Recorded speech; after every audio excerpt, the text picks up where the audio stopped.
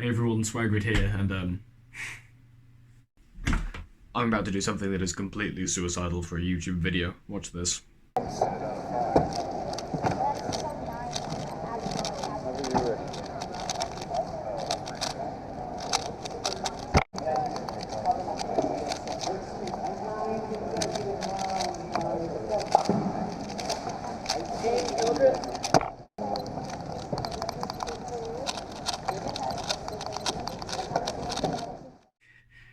You see what I did there? You see the problem with it? They say if you haven't gripped someone in the first about 7 to 12 seconds, you've lost their attention.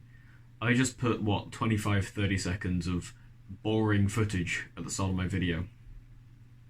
Cubing needs to be a better spectator sport. Alright, this is a video idea I had a while ago that I recorded and then ditched because, well, at the time it felt like I was asking the world, just of a non-profit organisation, and providing no logistics, and it just felt kind of unrealistic and ludicrous, but hear me out. Okay, why do we need to be a better spectator event? Well, cubing has had a massive amount of growth recently, and if we want to keep this going, if we want to sustain it, continue growing, we need to make the competitive aspect actually interesting.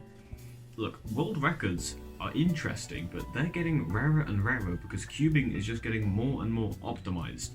I mean, that's going to be a topic of its own video, but the point is we can no longer really rely on world records to be the only interesting part of competing.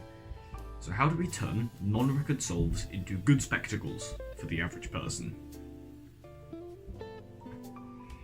First off, we need to figure out what the issue is that turns non-record solves boring. Why aren't they good? Because cubing is very difficult to spectate. I remember when I realised this for the first time, I was watching the 3x3 finals of the 2022 North American Championships. I was in a call with Coda and Farmy, not bad solvers by any means. Yet, it still took all three of us paying close attention to each solve as well as reading YouTube chat and getting ideas from there to figure out what was going on every solve. It shouldn't take such a collaborative effort to understand what's going on in front of you. Though some North American comps are trying out a solution to this. Matthew Metternich has been helping to implement overhead cameras that can give instant slow motion replays of solves. Now, this has had some growing pains. It took a whole competition before we realised we probably shouldn't let the people in the solving area see the solves that other people in their group are doing in slow motion from the solver's POV. But look, growing pains, we're working through it. And we learned from that and we progressed, but in terms of spectating an event, it is a much better experience than just watching the solves at full speed in real time. Overall, I think it is a very good attempt, and it's likely going to be the best that we can do within the current WCA format. Let's talk about format. The format of having large groups of 12 to 20 something people all compete at roughly the same time can be chaotic, and it's really difficult to follow, which just by default stifles hype. Originally, I wanted to wait until a bit later on in this video before mentioning this event, but far and away the most spectator-friendly and hype cubing event to happen was GAN's in-person Smart Cubing Super League.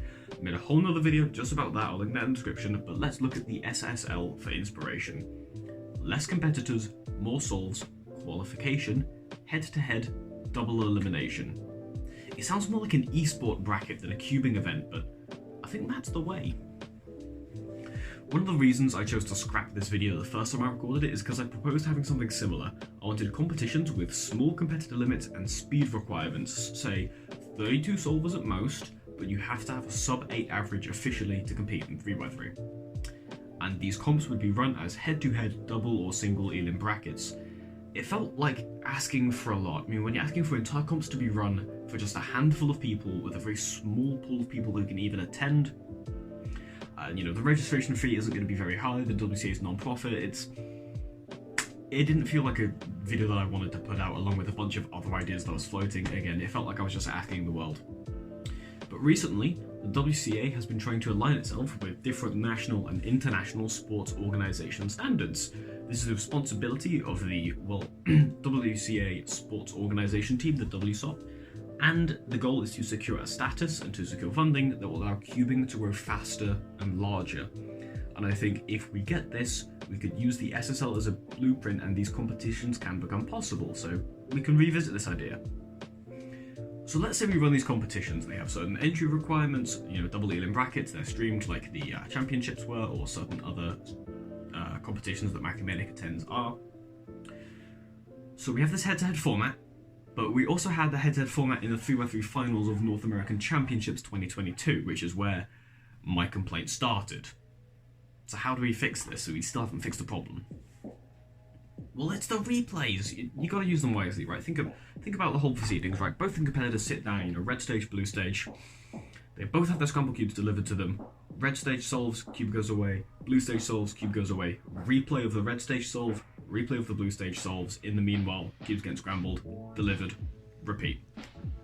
This way, the tempo stays pretty much the same. It's completely familiar to everyone competing and involved in running the process, because it's still pretty much the same format.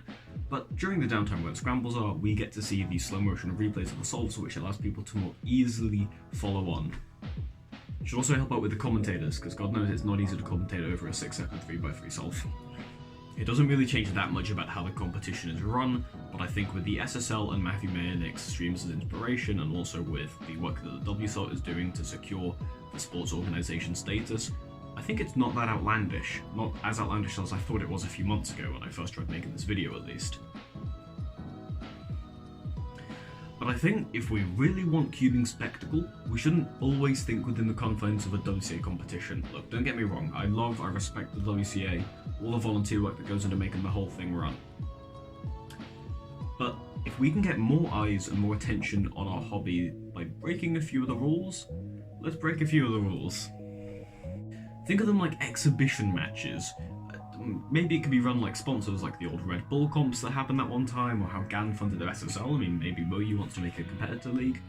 But once we're able to cater public events to being more exciting than necessarily following all the WCA rules, I think we can have things that are more fun to watch. Think of all the most exciting cubing spectacles you've watched. Do you know what I think of? Max Park versus the Dream Team, the Crew Battle, Kevin Hayes Underwater, the SSL. Now, 2 of these happened in a competition venue, but were unofficial events, and broke a fair few of the rules. And 2 of them, yeah, no, fat chance, that's never happening officially. These crazy, crazy unofficial events that cannot reasonably be assimilated into the WCA, those are our tickets to exciting and engaging a lot more people. Before anyone puts any words in my mouth, we obviously, when we're talking results, the most importance goes to official WCA results.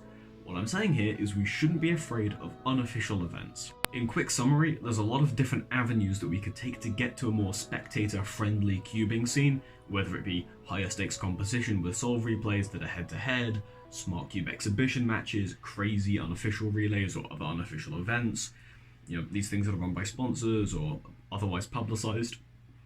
We need to embrace the excitement that can happen outside of WCA events and not just focus on official results.